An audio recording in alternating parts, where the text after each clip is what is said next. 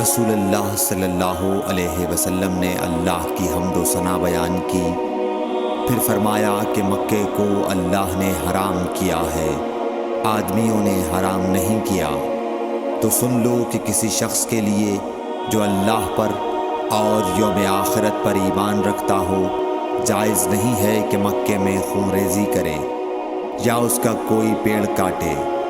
پھر اگر کوئی اللہ کے رسول کے لڑنے کی وجہ سے اس کا جواز نکالے تو اس سے کہہ دو، اللہ نے اپنے رسول کے لیے اجازت دی تھی، تمہارے لیے نہیں دی، اور مجھے بھی دن کے کچھ لمحوں کے لیے اجازت ملی تھی، آج اس کی حرمت لوٹ آئی جیسی کل تھی، اور حاضر غائب کو یہ بات پہنچا دے۔ صحیح بخاری حدیث نمبر 104۔